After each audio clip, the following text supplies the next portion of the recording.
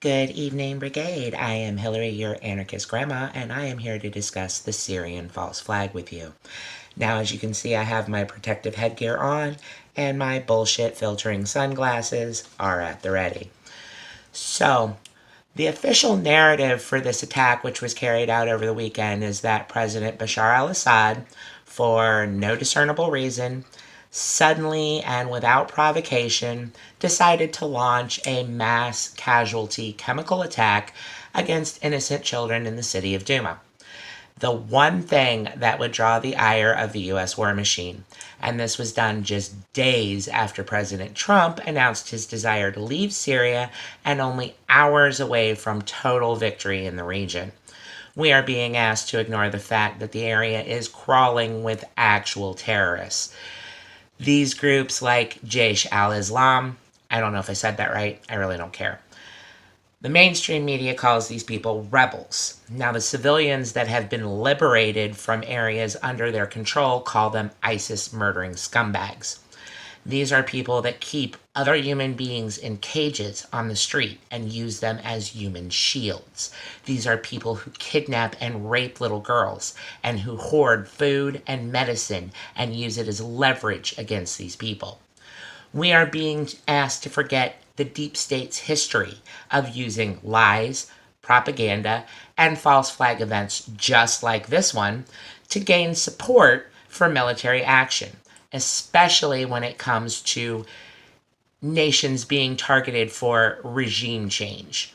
And this is something for which Syria has been a target for many years. We are also being asked to forget that the only source of information regarding this alleged attack is coming from the White Helmets. Now, this group has already been proven to have some questionable ties to terrorist organizations such as Jaish al-Islam, and gets its funding from some equally questionable sources as well. U.S. officials have already admitted that they have no way of verifying any information regarding this alleged incident and have to rely on reports coming from these rebel-linked sources.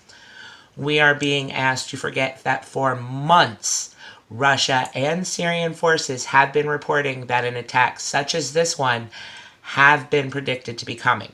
In February of this year, the Russian Center for Syrian Reconciliation announced that it had received information that terrorists and the White Helmets were planning to launch a similar provocation in the city of Idlib. This was the location of last year's chemical false flag, by the way, in order to blame the government for the attack on civilians. On April 4th of this year, speaking at a news conference with leaders at the Baltic nations, President Trump called for withdrawal of our troops from Syria and has in the past expressed appreciation for President Assad's dealings with ISIS. On April 7th, Syrian government forces had all but crushed the rebels in Douma. They had destroyed their headquarters, their communication systems, and ammunition depots.